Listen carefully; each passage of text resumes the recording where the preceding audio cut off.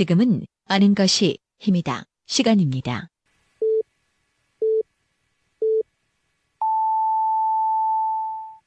Welcome to the best podcast. Knowledge is power.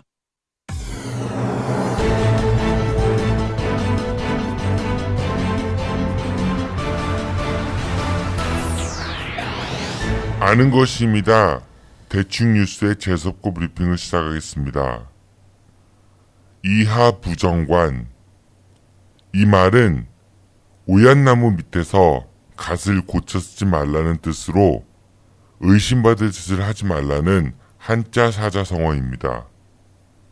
지난 5월 박근혜 정부의 국정농단 사태 이후 그동안의 온갖 적폐에 참아왔던 국민들의 분노가 촛불로 표현되면서 대한민국 헌정사상 최초로 보궐선거를 통해 문재인 정부가 탄생했습니다.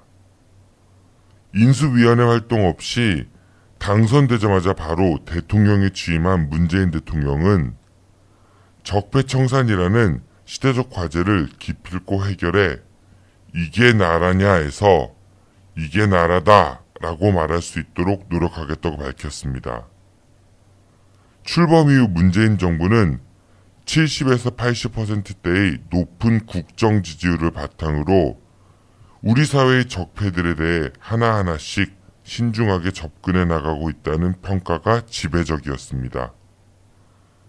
이에 집권당인 더불어민주당의 지지율 역시 사상 최고치인 50%대에 육박했고, 반면 나머지 4개의 야당들은 당의 존립 기반마저 위협받을 정도의 정말 처참한 지지율을 기록하기도 했습니다. 그리고 문재인 정부는 출범 100일을 넘겼습니다. 그리고 2017년 9월 13일 현재 대한민국은 여러 난제에 둘러싸여 있습니다. 북한의 미사일 실험과 육체 핵실험 등으로 인한 안보 위기설과 사드 배치로 인한 갈등들, 탈원전 정책의 출발점으로 여겨졌던 신고리 원전 5, 6호기 건설 중단, 비정규직의 정규직화, 재벌개혁, 정치개혁, 살충제 달걀로 불거진 국민 먹거리 안전 문제, 김희수 헌법재판소장 후보자의 임명 처리한 국회 부결 등 이로 말할 수 없는 일들이 여기저기서 빵빵 터지고 있습니다. 그리고 이에 대한 문재인 정부의 대처에 대해서는 각 지지층별로 서로 다른 평가를 내리고 있습니다. 그 중에서도 이제 막 일을 시작한 문재인 정부를 향해 하나하나에 대한 시시비비를 가리기보다는 일단은 믿고 지켜봐야 한다는 주장과 대선 때 내세웠던 약속과 다르게 진행되고 있음에 대해서는 분명 짚고 넘어가야 한다는 주장들, 그리고 원래부터 무조건적으로 반대를 했던 주장까지. 오늘 재석고 브리핑에서는 현안마다의 시시비비나 의견 등에 대해서는 말하지 않겠습니다. 다만 최근 우리 사회를 뒤덮고 있는 뉴스의 보도 형태에 대해서만 짧게 언급하겠습니다. 이명박 박근혜 정부 당시 지상파와 종편을 비롯한 여러 언론들이 정부의 통제를 받았다는 이야기가 여기저기서 나왔었죠. 이에 현재 MBC와 KBS 구성원들은 방송 제작 거부에 들어간 상태이기도 합니다. 과거 세월호 참사 당시 KBS 보도국장과 이정현 전 청와대 홍보수석 간의 통화 내용을 보면 가히 충격적이었는데요. 그런데 요즘 우리 언론을 덮고 있는 청소년 문제, 청소년 폭행, 청소년 성범죄, 청소년 자살, 청소년 무면허 사고 등 청소년 관련 범죄 소식들이 끊임없이 뉴스의 많은 부분들을 차지하고 있습니다. 재석고가 갖는 궁금증은 이겁니다. 원래 뜸했던 청소년 범죄가 요즘 들어서 빈번하고 심해진 것일까요? 아니면 늘 있었던 것들이 요즘 들어서 더 자주 그리고 더 자극적으로 등장하는 것일까요? 판단은 청취자 여러분들의 몫으로 맡기겠습니다. 오늘날 대한민국이 처한 상황들, 진정한 적폐청산과 이게 나라다라고 가기 위해서는 어떤 것들을, 어떤 철학을 가지고 어떤 과정을 거쳐 해결해 나갈 것인지, 청소년 문제뿐만 아니라 그동안 조명받지 못했던 모든 일들이 균형 있고 용기 있게 테이블 위로 올라와서 다 함께 고민하고 또 지혜를 모았으면 좋겠습니다. 요즘 같은 분위기라면 한 가지 자극적인 사건으로 다른 복잡한 문제들을 덮는다는 그동안 떠돌았던 세간의 의심들이 사실처럼 느껴질 수도 있는 것 같습니다. 이하부정관, 오늘의 재석고 브리핑이었습니다. 빅데이터로 완성한 가장 완벽한 수능 영단어 수빅복화.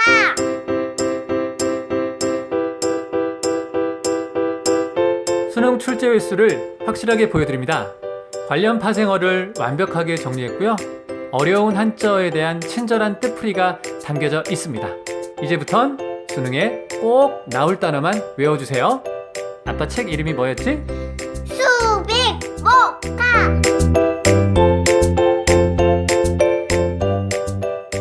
아빠 책 좀 꼭 사주세요. 저 혹시 오늘 저녁 약속 있으세요? 어디로 가실 건데요? 뭐 드실 건데요? 아직 뭐 정하셨다면 대전 서구 탐방동에 있는 수호 참치로 오세요. 수호 참치는 합리적인 가격에 정말 고급진 참치 부위만 엄선해서 손님들께 대접해드립니다. 일식, 한식, 중식, 그리고 그 어렵다는 복요리 조리사 자격증 갖춘 참치 인생 20년, 저 문수호만 믿고 와주세요.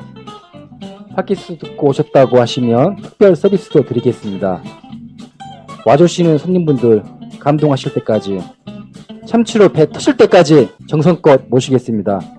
대전 서구 탐방동 먹적골목에 있는 수호 참치, 예약 문의 042-485-1311. 이상 남길 만큼만 남기고 모조리 퍼주겠다는 신념으로 똘똘 뭉친 수호 참치 사장 문수호였습니다. 고맙습니다.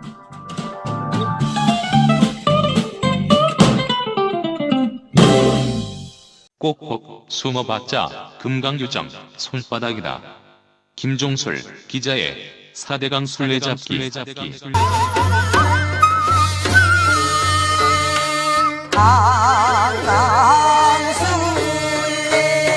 22조 원이 넘는 혈세가 투입된 4대강 사업, 그 폐해 현장을 강에서만 사는 남자 금강요정 김종술 기자로부터 전해듣습니다.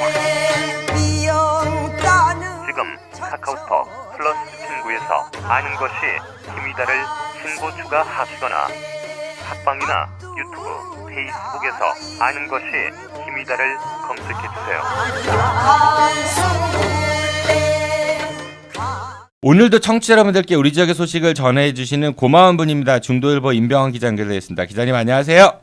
네, 안녕하세요.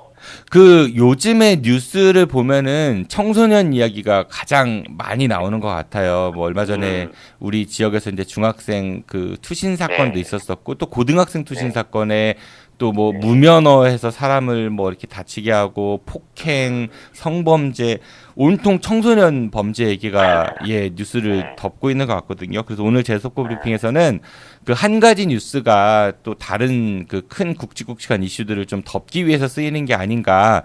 전에 그런 의문들 많이 이제 있었잖아요. 뭐 가령 뭐 서태지 이지아의 이혼 소식이 뭐 이렇게 이명박 대통령의 BBK 문제 나왔을 때 터졌다라든지 뭐 그러한 것들이 물론 아니기를 바라겠지만은 요즘에 좀 많이 심한 것 같아서, 그래서 재석고 브리핑에서는 그 이하부정관, 그러니까 각 그 오얏나무 밑에서 갓을 고쳤으면 의심받으니까 이제 그런 브리핑이 있었던 것 같습니다.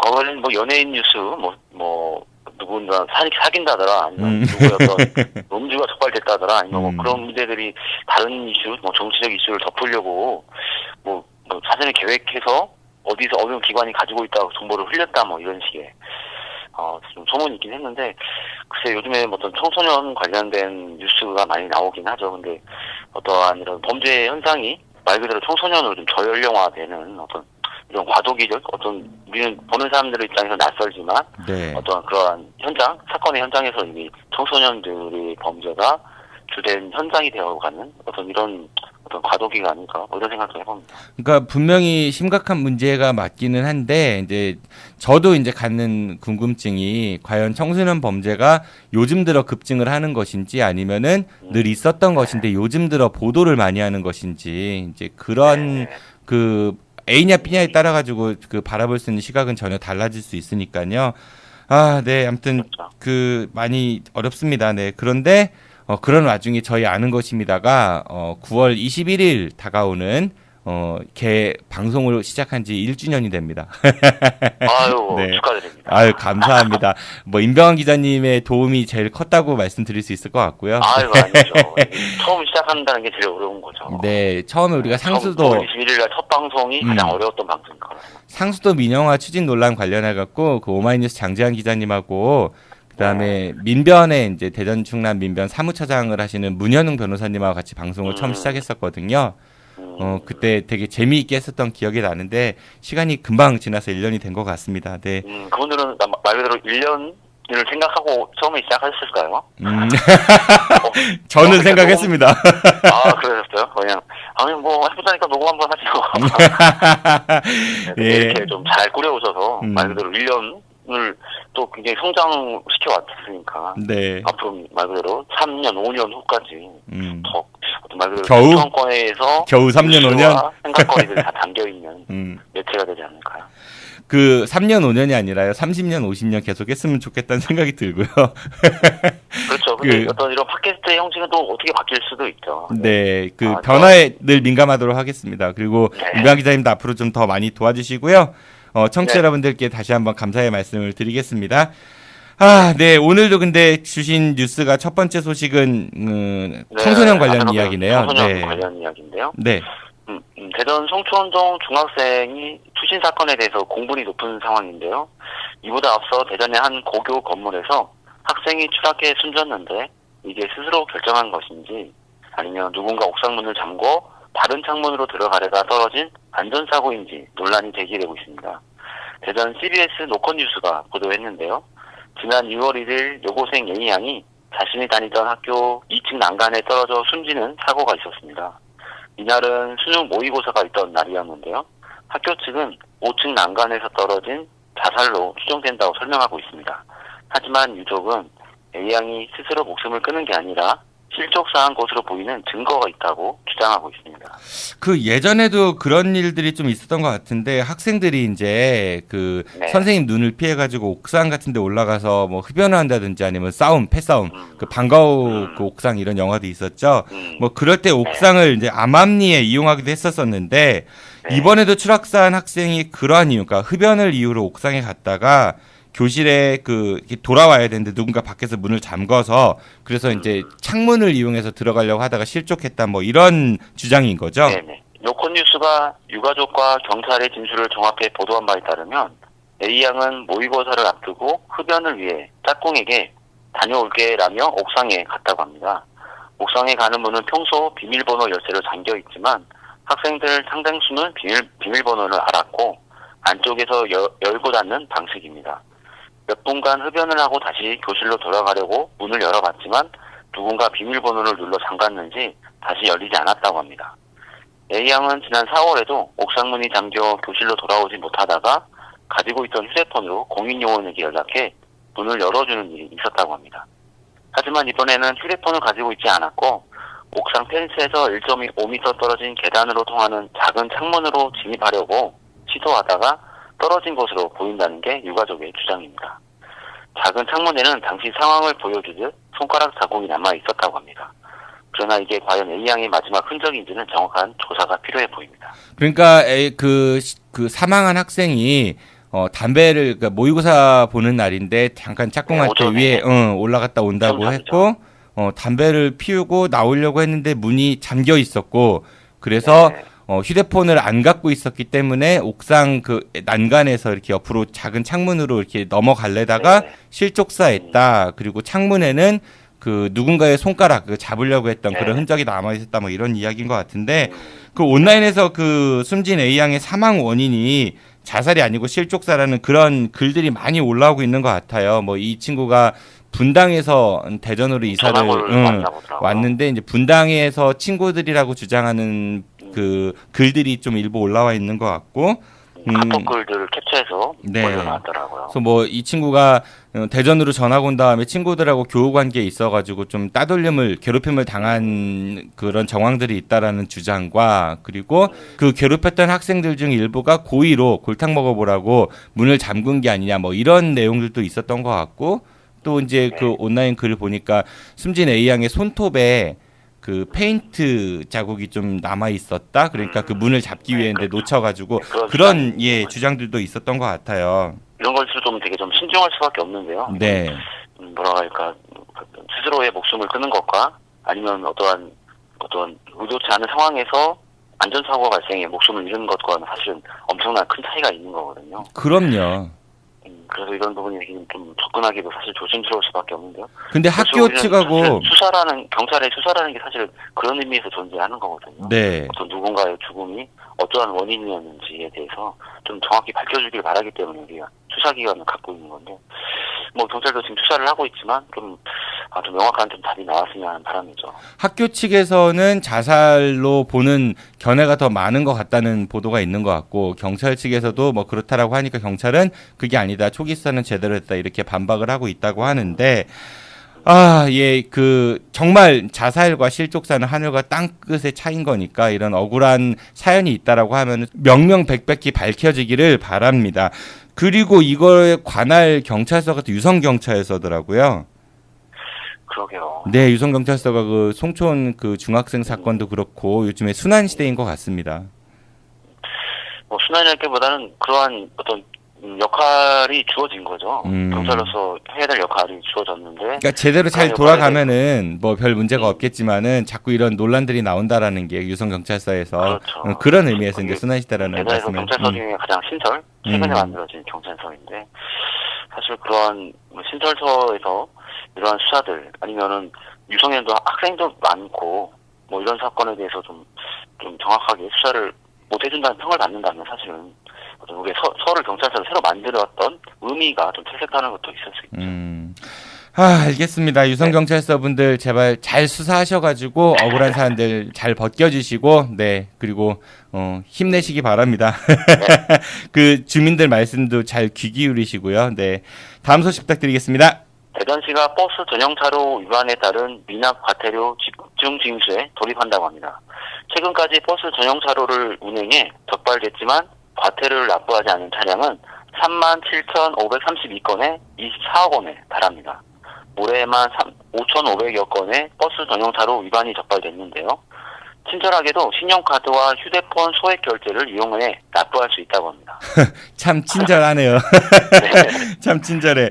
이 버스 전용차로 같은 경우는 의도는 참 좋은 제도 같아요. 그러니까 대중교통을 많이 이용하면은 아무래도 도로도 좀 한산해지고 환경 에너지 문제 같은 경우도 조금 더 그 절약하는 데 도움이 될 것 같고 그런데 그게 이제 현실적으로 얼마큼 효과가 있는지 좀 의문이 들긴 합니다. 왜냐하면 출퇴근 시간에 버스의 원활한 이동을 돕고자 한 건데 이걸 위반하는 승용차나 택시들이 생각보다 좀 많은 것 같고요. 또 불법 주차한 차들도 도마동 그쪽 가면 좀 많아 보이긴 해요. 그 일반 차선이나 버스 전용 차선 둘 다 정체되는 건 비슷한 것 같아서 버스가 과연 이제 더 빨리 가느냐 이런 좀 의문도 있고요. 또 버스 전용 차선으로 이렇게 위반해갖고 쭉 가다가 승용차가 갑자기 이제 단속 구간 나오면은 차선을 확 바꾸고 단속 안 당하려고 멈추고 이래서 사고 위험도 좀 빈번한 것 같고요. 언제 버스 전용차로 위반으로 단속되는지 그런 게 잘 알려지지 않는 것 같거든요. 그러니까 차선의 비현실성 그리고 또 한밭대로 같은 경우는 특히 이제 둔산 경찰서에서 둔산동 그쪽 일대는 노선 버스가 그렇게 많지가 않거든요.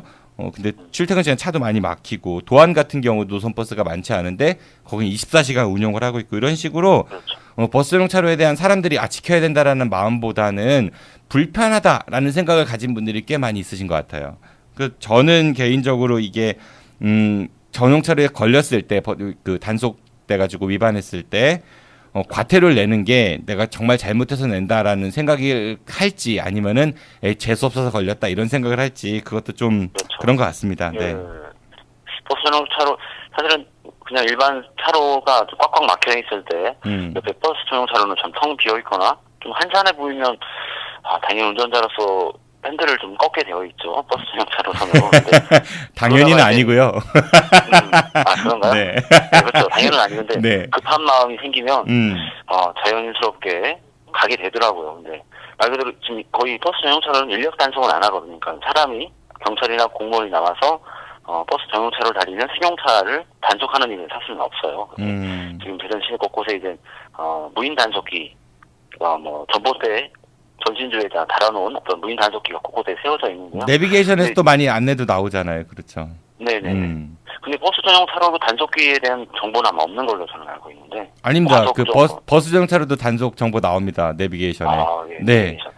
근데 이제 그런 걸 단속 장비가 갑자기 나타났을 때 사람들이 많이 당황해서 속도를 막 줄이거나 차선을 갑자기 바꿔서도 사고가 왕왕 발생하거든요.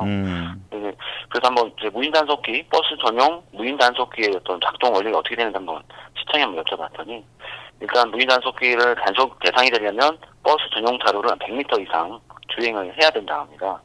그 단속 카메라가 있는 곳부터 전방 180m 지점까지 동영상을 촬영하는데 촬영 범위 내에 일반 차량이 버스 전용 차로를 100m 이상 주행했을 때 단속 대상으로 뽑힙니다. 반대로 중간에 버스 전용 차로로 진입하거나 아니면 중간에 일반 차선으로 빠져나왔을 때, 즉 100m 미만을 주행했을 때는 단속 카메라 앞에서 플래시가 터졌더라도 나중에 단속 비대상으로 분류가 된다고 합니다. 또 시내버스나 승합차에 달린 이동식 단속 카메라도 100m 이상 주행한 차량을 단속 대상으로 하는 원칙은 동일합니다. 근데 이거는 조금 애매한 게 100m 이상이라고 하셨는데 99m하고 100m하고 어떻게 실측을 안 하고 구별할 수 있을지 그거 좀 궁금하고요. 그리고 실제로 이제 우리가 우회전 합류해갖고 우회전해야 되는데 버스 전용 차로인 경우에는 사실 되게 애매하거든요. 점선에서 들어가야 되는데 점선이 구간이 되게 짧아요. 차 막혀 있고 이러면은 거의 불가능하거든요. 아무리 운전 신공이 있다 할지라도. 저희 회사 앞에도 그렇게 이제 우회전 하자마자 버스 전용 차로 단속기가 있어요. 그래서 일반인 분들은 우회전 하자마자 뭐 2차선 아니면 1차선으로 버스 전용 차로가 3차선에 있는데 그 3차선을 피해서 2차선이나 1차선으로 막 넘어가시려고 하잖아요. 근데 그런 경우에는 우회전해서 버스 전용 차로로 진입을 하셔도 단속되지 않는다는 얘기죠. 네, 그래서 이건 아는 사람들만 편하게 이용하고 모르는 사람들은 그냥 말 그대로 위험을 감내하는 상황이 많아요. 그래서 이런 안내, 어떤 현장에 이런 우회전이나 이런 상황에서는 단속이 안 된다는 건 좀 알렸으면 하는 아쉬움도 있더라고요. 이 버스 전용 차로는 정말로 그 당국에서 취지는 굉장히 좋고요. 그러니까 고속도로 주말에 가면은 버스 전용 차로 운행하잖아요. 평일은 오산부터 이제 서울부터 오산까지 하고요. 근데 거기는 잘 지켜지고 버스들이 실제로 차 막혀서 쑥쑥 빠지니까 사람들이 주말에는 차 놓고 버스 타고 가야지 이런 생각들을 갖잖아요. 그러니까 일반 도로에서도 마찬가지로 일단 불법 주차 단속 잘 하셨으면 좋겠고 그리고 이제 그 일반 승용차들하고 사고 유발이 좀 적을 수 있도록 그런 것들 그리고 그 운용 시간 같은 거에 좀 이렇게 탄력적으로 할 수 있는 그런 것들이 같이 구비되면 좋지 않을까. 또 노선버스가 많이 생겨가지고 배차 간격도 적고 그 사람들이 좀 차를 놓고 대중교통을 이용함에 있어가지고 덜 불편하면은 더 활성화되지 않을까 그런 생각이 듭니다. 저는 가끔 이제 정치인들이나 지역 단체장들의 관용차 보면은 뭐 카니발, 8인승, 9인승 뭐 이런 차량을 많이 이용하잖아요. 네. 근데 그렇게 이용하는 이유가 뭐 실내에서 좀 편한 것도 있지만 서울 출장 때 버스 전용 차로를 이용할 수 있다는 것도 가장 큰 이유거든요. 원래는 6명 이상 타셔야 되잖아요. 근데 인원수가 안 맞는데도 그냥 그 차가 통과할 수 있다는 이유로 뭐랄까 어떤 법규를 가장 앞서서 지켜야 될 분들이 잔머리를 쓰는 거네 한마디로. 네, 통째를 이용하시는 거죠. 그래서 그렇게 그런 관용차 타고 다니시는 분들 보면은 저거 말 그대로 운전과 수행과 본인 3명만 타고도 버스 전용차를 이용하겠구나. 뭐 이런 생각도 해보죠. 뭐 썬팅 진하게 하고 안에 잘 안 보이니까 아무래도. 네, 그러니까 법을 지키는 분들이 보람을 느껴야 되는데 법을 지키면은 왠지 손해 보는 느낌이 든다. 그거는 법 집행이 좀 잘못되는 게 아닌가 그런 생각이 듭니다. 네, 버스 전용차로 문제. 네, 임병환 기자님이 지적해주신 기사에서도 발췌된 내용이니까요. 네, 감사합니다. 좋은 정보. 네, 다음 소식 부탁드리겠습니다. 네, 지역 시장을 독점하던 건설조합이 경쟁 입찰 조건을 충족하기 위해 형제조합을 신설해 담합을 벌였다가 과징금 73억 원을 부과받았습니다. 공정거래위원회는 최근 대전, 세종, 충남 지역 3개 아스콘 조합과 충북 지역 3개 레미콘 조합에 과징금을 부과했습니다. 이들 아스콘 조합은 대전조달청이 시행한 입찰에서 입찰 수량 비율을 합의한 뒤 담합 입찰한 것으로 드러났습니다. 지역 시장의 100%를 점유한 이들 3개 조합은 낙찰받지 못하는 조합이 없도록 사전에 물량을 나눠 실행했습니다. 아스콘, 레미콘 입찰은 2007년 단체 수의계약에서 중소기업 간 경쟁 입찰로 전환했는데요. 2개 이상의 경쟁 관계를 만들기 위해 기존 조합의 조합원을 신설조합으로 이동시켜 가짜 경쟁 시스템을 만든 것입니다. 때문에 공공입찰에서 외형상 경쟁 형태를 띠고 있을 뿐 실상은 단체 수의계약과 차이가 없었습니다. 그러니까 이게 관공서가 수의 계약을 한다는 거는 어떤 특정 업체를 지정해서 그 업체랑 계약을 맺는 걸 뜻하는 거고, 그다음에 공기의 경쟁 입찰은 자 우리 이런 사업 할 테니까 응모해 보세요 해서 응모한 것들 경쟁을 통해서 점수를 매겨서 가장 나은 조건과 계약을 하는 거잖아요. 네네. 근데 그동안은 수의 계약을 하다가 이게 이제 공정성을 위해서 그리고 이제 중소업체들에게 어떤 기회를 보장하기 위해 공기의 경쟁 입찰로 전환을 했는데 이걸 이제 그 조합들이 이른바 짝퉁 조합 같은 걸 만들어서 경쟁처럼 보이지만 실제로는 자기들끼리 나눠 먹기로 했다 뭐 이런 내용인 거죠? 그렇죠. 물론 조합이 큰 덩치의 조합이 있었는데 말 그대로 경쟁 입찰이라면 최소한 2개 조합이 입찰에 참여해야 성립되기 때문에 조합원을 일부를 나눠서 형제 조합을 만들어서 2개가 경쟁하는 것처럼 외형을 만들었다는 얘기죠. 그러니까 이런 또 입찰 같은 경우도 원래 입찰의 그 목적은 공정한 경쟁이잖아요. 그런데 실제로는 특정 업체를 밀어주기 위한 그런 뭐 무늬만 입찰들도 많다는 얘기가 왕왕 있습니다. 뭐 자격 제한 요건 같은 거를 그 특정 업체에 맞게끔 이렇게 설정을 해놓는다든지 아니면은 그 업체가 이제 안 됐어 떨어질 것 같아 그러면 일부러 해당 업체 없으면서 유찰시켰다가 조건을 변경해갖고 다시 밀어준 사례들도 종종 있었다고 제가 들었고요. 그리고 뭐 수의계약 같은 경우도 지난번 방송 때도 한번 말씀드렸지만은 어떤 업체랑 계약을 할 때 야 너네들보다 더 안 좋은 조건의 그 타인 계약서를 가지고 와라. 그래야 우리가 이제 너네들과 계약하는 그런 근거를 마련한다라고 해서 실제로 계약하는 업체한테 타인 계약서를 갖고 오라고 요청하는 사례들도 꽤 있거든요. 그러니까 과연 입찰이 진짜 공정한 경쟁을 하는 건지 그거에 대한 궁금증은 정말 많습니다.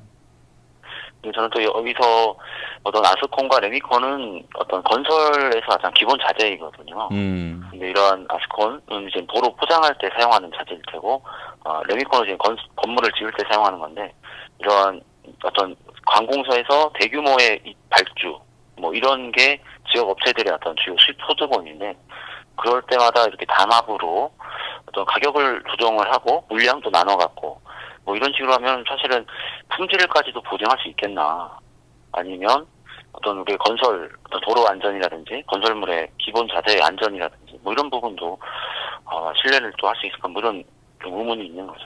그러니까 그러니까 이윤을 많이 남기기 위해서는 사실은 품질보다는 단가를 낮추려는 그런 노력들을 많이 하죠 보통.